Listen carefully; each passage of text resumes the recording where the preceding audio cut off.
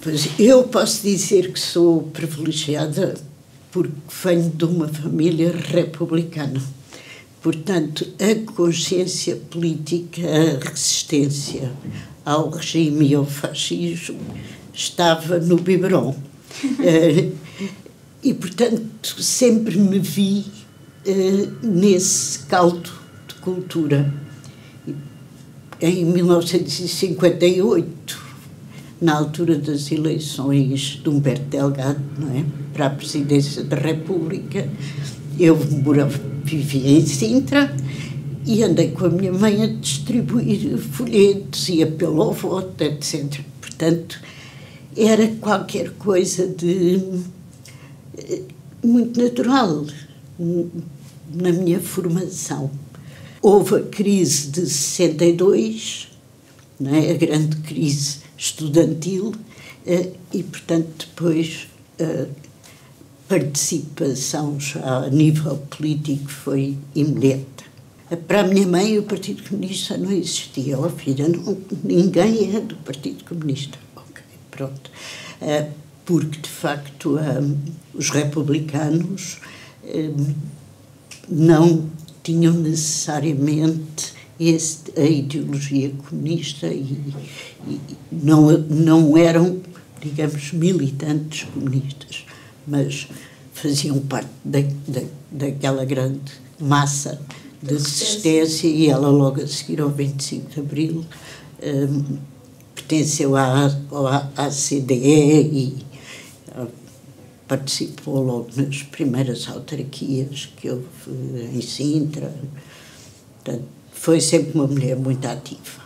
Sim. E com muito boa relação com as pessoas do Partido Comunista, mas que ela achava que ninguém pertencia, na clandestinidade, ninguém pertencia ao Partido Comunista. Com a possibilidade que dava o método anticoncepcional, podia-se programar. Com sorte, não é? E eu programei e acabar o curso e ter a criança. Uhum. E, de facto, lembro-me que no primeiro mês que parei a pílula e não fiquei grávida. Oh, e agora? E agora que isto não vai dar, pronto. Mas depois deu, e, portanto, ela nasceu no fim de maio. Eu tive a possibilidade de atrasar um bocadinho alguns exames, que era dado às jovens mães, e, portanto, acabei o curso em julho. A gravidez foi planeada, casada não era. Eu tinha muito trabalho, dava explicações, fazia traduções, etc. Era uma vida pesada, porque os recursos eram necessários, não é? E não tinha outra fonte de subsistência. O pai dela também tinha alguma fonte, mas também muito reduzida. E o pai dela tinha feito 6 anos de peniche. E, portanto, não queria muitas atividades ali à volta. Quando eu ia para as reuniões da CDE, eu não ficava nada satisfeito. Ainda me traz outra vez a pia da casa. Eu morava na Amadora e havia um grupo muito simpático, muito agradável. Ainda hoje temos relações. Uma das pessoas é a madrinha da minha filha e, portanto, quando ela nasceu, eu tive alguns dias que me diziam: agora sais, vais estudar, nós chegamos aqui com ela. Não, a gravidez foi bastante feliz. O pai da criança participava ativamente. Eu depois fiz a formação do parto sem dor, e ele participou também, e era, de facto, muito empenhado nesse tipo de práticas. Ele tinha feito, era autodidata em yoga. Oh. Imagine-se. Nós conhecíamos de leitura, não é? E aqui em Lisboa havia fundamentalmente duas pessoas, que era a doutora Cezina Bermudes e o doutor Pedro Monjardim. E eu fui à consulta do Pedro Monjardim, apresentámos-nos, explicámos ao que íamos, de onde é que vinhamos, o que era o nosso percurso, e de facto fomos muito bem tratadas. Tive o curso feito pela Graça Mexia, que é uma referência nessa área. Pronto, e depois correu mal e foi preciso fazer uma cesariana porque a criatura não estava bem voltada, mas estava, nasceu viva. E por acaso lembro-me, pouco tempo depois, tinha ela para aí, ela nasceu no fim de maio, em agosto, o pai estava a olhar para ela e disse: o pai era assim um bocadinho pesado do ponto de vista psicológico, ela podia não ter vingado. Temos que agradecer ao Pedro. Escreveu-lhe uma carta. E o Pedro, na semana seguinte, morreu. E ele dizia: estás a ver, se não tínhamos escrito aquela carta, não lhe tínhamos agradecido. Ele já tinha limitações do ponto de vista cardíaco, tanto que na cesariana ele chamou os assistentes, que era Purificação Araújo. É uma mulher, mas isso depois do 25 de Abril, que ela contribuiu para os nossos números da mortalidade infantil, que eram números absurdos e que hoje, de facto, são números que estabilizaram e que são muito bons. E esse processo é, de facto, algo em que a purificação esteve muito, muito associada. É uma doçura de uma mulher. Como sempre bem, eu tinha bastante atividade. E, portanto, nunca tive aquele processo, às vezes, há uma certa alienação, que tive muitos enjoos. Agora vamos lá comer umas uvinhas, beber uma coisa fresca, que é para poder ir a uma aula, qualquer coisa. Mas havia umas aulas que tinham plantas, e o cheiro das plantas. Mas ia de facto andando. Fisicamente eu sentia-me bem. Talvez tenha deixado atrasar um bocadinho o parto, porque tinha contrações, mas depois paravam e de facto acabou por ter que ser provocado. Estava muito, muito atrasado. Ora, aquilo que eu me lembro muito bem foi em 1968. Estava eu no início da gravidez, o Salazar ter caído da cadeira. E eu dizer, não sabia, não havia ecografias, se era rapaz, este bebê já não vai ver o ditador. Foi, mas de facto depois, com tudo que se passou e a tal, entre aspas, primavera marcelista, mas que a PIDE mudou para DGS, mas a repressão continuava e o regime continuava. Eu sabia que ia ter um bebê que ia viver nesse regime, não é? Só não viveu mais porque nós saímos do país. Porque eu não podia trabalhar em coisa nenhuma. Certo. E, portanto, como queria fazer investigação, acabei por fazer uma candidatura às bolsas do governo francês e tive uma bolsa. E, portanto, fui com ela para a França. Ser acompanhada pelo Pedro Monjardim, pela equipa do Parto Sem Dor, na clínica Promater, que era daquelas coisas que era um luxo. E os resistentes tinham direito a esse luxo, porque ele, como também era um homem da oposição ao regime, recebia muito bem essas pessoas, não é? E, portanto, eu nunca fui à maternidade pública. Então o seu parto foi numa... Foi na Promater, que era a clínica dirigida pelo Pedro Monjardino e tinha sido, de facto, montada para a parte do parto sem dor. Tive no consultório do Pedro Monjardino, que foi o consultório da Purificação Araújo até há 2 anos. Ela manteve. Ela foi sempre sendo acompanhada. Sim, depois de vir de França, voltei à Purificação, que foi a minha ginecologista, até ela fechar o consultório. A criança tinha a sorte de uma amiga pediatra ter tido um bebê um mês antes. E, portanto, olha, ela agora deve fazer isto e agora vai fazer aquilo. E até era pelo telefone. Eu não ia lá muitas vezes. Eu assisti muito de perto à gravidez da minha irmã, e que tem menos 8 anos que eu. Portanto, eu acompanhei essa gravidez e esse parto.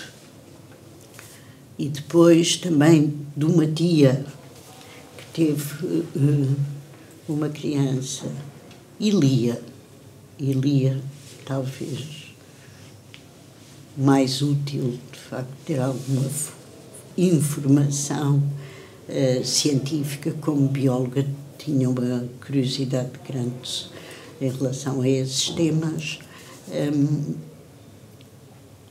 e, portanto, acho que tinha os conhecimentos disponíveis para a época. E que havia uma coisa que era das traduções que eu tinha que fazer, que eram crónicas de coisas para uma agência de notícias. A quantidade de crónicas que eram sobre questões de deficiência, naquela altura parecia que era uma atração. Mais uma trissomia, mais uma... Porque, de facto, há uma angústia grande. Não havia ecografia e, portanto, aquilo que hoje é possível identificar uma malformação, uma trissomia, etc., e fazer uma interrupção, isso não existia, não é? E esse bocadinho da angústia, até se perceber que a criancinha está toda perfeita. É. Sabia que havia interrupções que eram utilizadas pela minha própria mãe, por amigas dela. Sabia. Era, quer dizer, pois a vida do casal, eu acabo por me perceber que havia, de facto, um egoísmo forte, não é? Por parte do elemento masculino, para ser tão recorrente a necessidade de recurso à interrupção, porque, de facto, o planeamento era muito escasso. E era muito comum esse tipo de conversa. Às vezes não corria tão bem. Sabia-se de casos que corriam bem, era muito comum. De casos que correram mal também sabia, não assim, nunca tive diretamente, mas era muito comum, porque os locais onde tudo isso acontecia eram mesmo de vão de escada. E, portanto, as condições de higiene, de sanidade, tudo aquilo era muito falível. Antes não. Sabia-se que existia um pouco antes, mas não tinha chegado ainda cá e ser acompanhado da autorização, não é? Porque era um medicamento que passou a ser distribuído, vendido, etc. Foi aprovado pelo Infarmed, o organismo equivalente que existia na altura, já não me lembro como é que se chamava. Havia, por parte da Igreja Católica, uma resistência muito grande e havia as pessoas que se recusavam a tomar a pílula, mas era, de facto, os grupos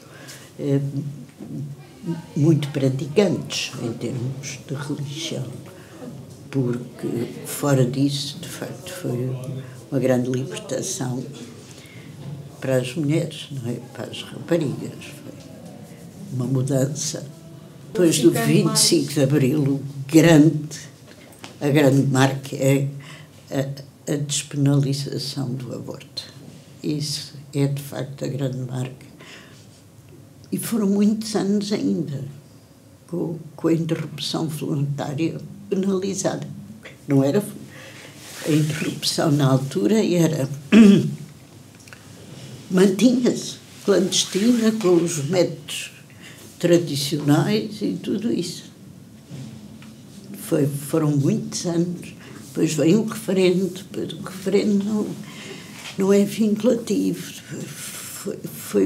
Aí foi, de facto, uma nova etapa de luta ativa, porque era inconcebível ter um país em liberdade e continuar a penalizar as mulheres dessa maneira. E foi de facto um grande salto.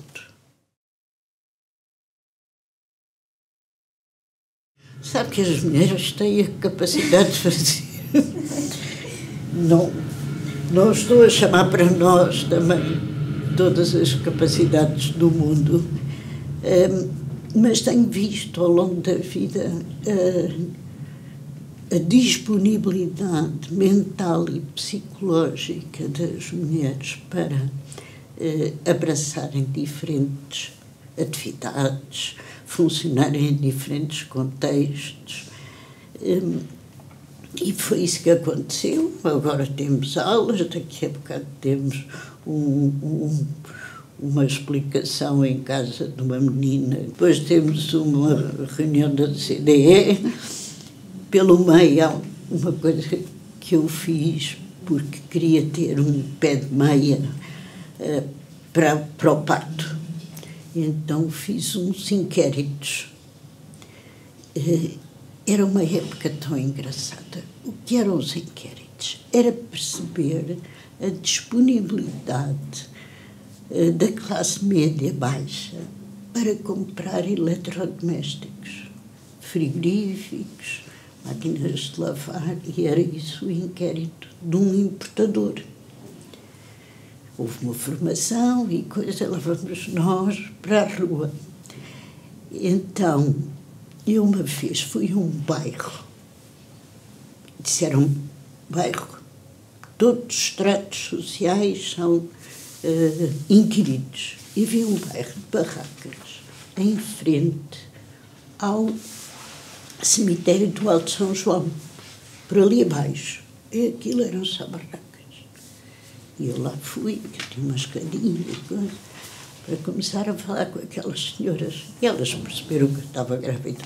Noutros inquéritos, noutros sítios, ninguém... Oh, filha, venha sentar aqui. Oh, não sei quantas, ela precisa de fazer um inquérito. Anda cá, para ela não andar por aí para baixo e para cima. E vem cá tu, e vem quando tu querias comprar uma máquina de lavar, anda cá, responde aqui. Estás a sentir bem, está tudo. Oh, pá, que maravilha, tão queridas, quer dizer. Imagina-se que é morar no bar Barracos, são mulheres que vai buscar a água, vai buscar a criança, vai... Sentiu essa solidariedade Muito. nesse bairro? E, de facto, eu depois fui vereadora da Câmara de Lisboa no período em que acabámos as barracas e eu sentia aquilo como uma obrigação mesmo, porque não são condições para se viver. Não. E manter aquela disponibilidade, aquela alegria, aquela simpatia. Eu não tinha nenhum trabalho que fosse oficializado, dar explicações, fazer traduções, nada disso, era oficial. A única regalia foi poder fazer os exames que ainda não tinha feito, nesse ano, um pouco mais tarde. E, portanto, tive uma época especial, para mim, em julho, de 2 disciplinas finais. E isso foi de facto muito bom, porque a época era junho, ela tinha nascido no fim de maio e aí não dava, com a cesariana, com as amamentações, é todo um mundo novo que entra pela casa dentro. Foi preciso uma pausa. E em julho já consegui. Agora, não havia mais nenhuma regalia. E a partir daí, no primeiro ano dela, eu dei aulas à noite, porque podia ficar com ela durante o dia. Também tive num laboratório, mas só em estágio, e depois dava aulas à noite lá na Amadora, guardavam-na e eu tinha essa disponibilidade.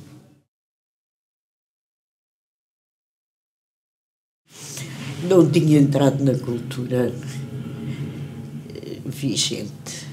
Estava muito mais ao encargo da mulher. Sim, uma pessoa alentejana, de origem.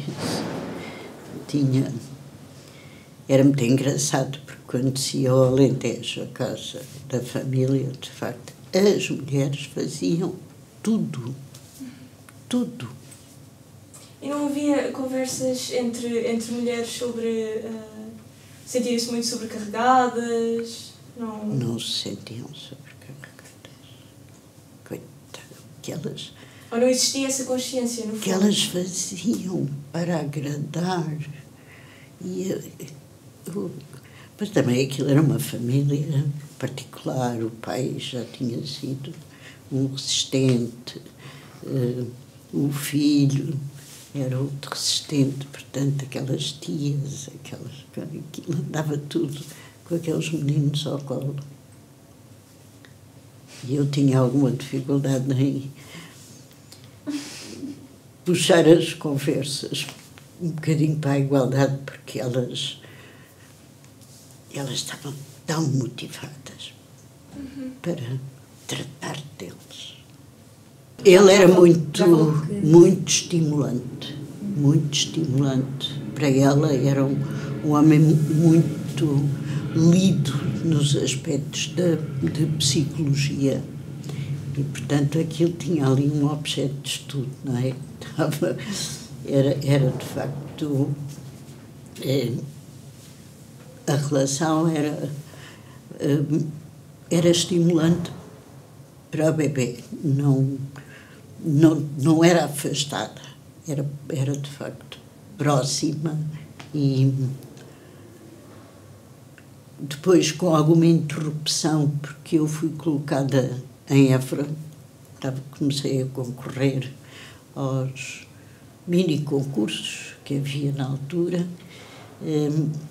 Primeiro fui fazer o serviço de exames para Porto Alegre, ela ficou com os meus pais, mas depois fui colocada em Évora e ela foi comigo. E, portanto, embora ele fosse de Évora, mas estava em Lisboa, portanto, interrompeu um bocado o contacto com ela.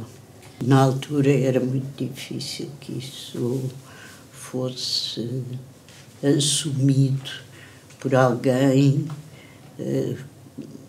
que até era bastante mais velho que eu, tinha mais 11 anos que eu e, portanto, esse tipo de tarefas, não faço bem. Não. Ela fez os primeiros anos em França, na escola pública, e como ficou bilingue, até houve uma altura que já nem português falava, veio para cá, para o Liceu Francês.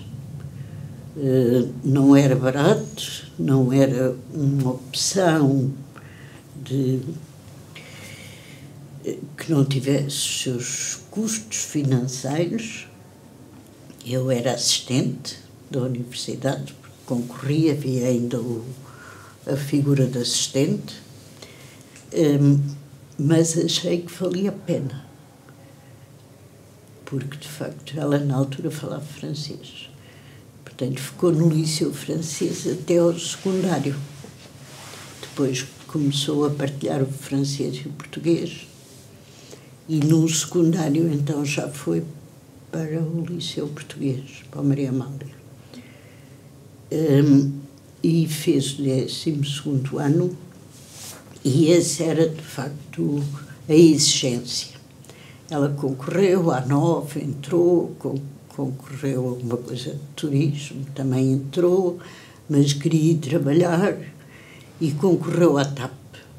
Eu, quando vim de França, militava num grupo que se chamava MES, Movimento de Esquerda Socialista. E ela ia comigo. E ela ainda hoje diz, a minha mãe no MES fazia tudo. Levava às compras, batia a máquina, batati. Até eu tinha que andar. É que, felizmente, em Liberdade, quer dizer, já não havia aquele... Olha, cuidado, olha, não havia. E essa era a grande maravilha, que é poder viver a experiência pós-25 de Abril e tirar essa nuvem cinzenta. E os perigos, o que era ir à janela e ver lá saltar para o elétrico. Com 8 anos, depois à tarde, olha lá, porque tu não fazes aquilo, espera que o elétrico pare. Não, ele já ia andar, não ia perder o elétrico. Os perigos eram muito físicos e depois foi uma época muito carregada para a juventude portuguesa com a entrada da droga. Essa foi uma época muito pesada, muito, muito pesada. E é, de facto, foi sempre uma miúda sem medos. E isso eu acho que procurei. Às vezes vai-se um bocadinho longe demais, mas o risco, a exploração do novo, do diferente, isso acho que foi bom. Ela tinha a chave de casa pendurada ao pescoço, vinha da escola. Sim, acho que sim. Não sei se ela tem plena consciência disso. Às vezes diz, eu tinha que vir para casa sozinha. Pronto, se calhar gostava mais que eu estivesse lá à porta todos os dias, mas havia dias que eu não conseguia por questões de laboratório. Eu sei que gostava de ter crianças desde a minha adolescência. Não sei de onde é que, de facto, isso vinha, mas é possível que, de facto, uma educação que tinha também a sua componente de romantismo, quer dizer, eu, na educação da minha filha, nunca a confrontei com a exigência de maternidade, mas eu fui confrontada pelas minhas avós, etc. Uma mulher que não tem filhos não cumpriu a sua missão. Eu ainda sou de uma geração que ouviu isto. E sou incapaz de passar e sou incapaz de considerar que uma mulher não está realizada se não tiver filhos. Isso. Por favor. Agora, gostava muito de crianças, sempre procurei fazer formação na área da psicologia infantil, da pedagogia, interessava muito aquelas crianças difíceis, como é que é possível acompanhá-las, acalmá-las. E, portanto, as crianças era qualquer coisa que fazia parte do universo que eu projetava. Curso de biologia, investigação científica, criancinhas, tudo isso entrava no cenário. E, portanto, com o pai da minha filha, que tinha um filho mais velho, isso foi relativamente... acho que sim, quer dizer, que era um plano a dois. Não foi nenhuma exigência da minha parte, temos que ter... Foi um plano a dois. E depois, esse projeto ficou comprometido porque eu tenho um grupo sanguíneo RH negativo, ela é RH positivo, e a Purificação Araújo, quando eu lhe disse, olha, lá em França, disseram-me que se eu quiser ter mais crianças, que depois faz o parto ao 5º mês e coisa, e na incubadora, e ela, ou seja, esqueça. Eu disse, também acho, tem toda a razão, não vamos agora arranjar uma complicação. Arranjar problema. Não. E, portanto, fiquei por uma, mas eu tenho nítida consciência de que se não fosse uma e fossem dois, em França era impossível eu dar conta daquele recado. Porque chegou a haver momentos em que ela estava doente, eu tinha uma experiência, vinha uma colega para ficar com ela em casa, porque não era muito longe o laboratório, depois trocávamos. Quer dizer, isto com dois, se um tem a varicela, o outro tem o não sei quantos, quer dizer, com uma ainda se foi gerível. Se fosse dois era mais difícil Era de mais, administrar. Por acaso até é engraçado, porque o meu pai cortou relações comigo, não para eu ser presa, por ter atividade política nem nada, mas por ir viver com aquele senhor mais velho do que eu. E não, escolhes. Pronto, eu escolhi e deixei de ter relações com o meu pai. Via a minha mãe e coisa, não via o meu pai. Quando a minha filha nasceu, havia pessoas que diziam, o teu pai vem aí. E eu dizia, não vem. Eu, de facto, conhecia o meu pai. Eu cheguei a apanhar o comboio na Amadora. Ele ia no comboio e ele ia num lado, eu ia no outro. Não, o meu pai não vem. E vem. Não veio. E não veio. E, passado um ano e tal, a minha mãe disse ao meu pai, separaram-se. Olha, diz-lhe que venha cá no sábado. E, portanto, eu fui a Sintra no sábado e o meu pai disse, já leste o Comércio do Funchal desta semana? E pronto. E ficou assim. E ficou assim. E uma adoração pela neta, não é? E a neta pelo avô. 1º de Maio foi uma festa. Quando agora há esta ideia, há as jornadas que juntaram, não sei o quê, 1º de Maio, junto. E quem não estava na rua estava à janela. Num sábado eu fui à casa de uns amigos portugueses que tinham crianças e ia lá com a minha filha também, brincavam todos, e tinham televisão. E eu olho para a televisão e vejo meus amigos presos a sair. Saí de Peniche, saí de Caxias. Uau! É mesmo! É mesmo. É mesmo. Olha, fiquem aí com ela que eu vou comprar um bilhete para ir a Lisboa. Fui a uma cabine, telefonei à minha diretora de laboratório e disse, eu tenho que ir a Lisboa. E pronto, comprei o bilhete, viemos no domingo, chegámos na segunda, de comboio, pim-pim, e passei cá o 1º de Maio, que foi de facto uma festa inesquecível.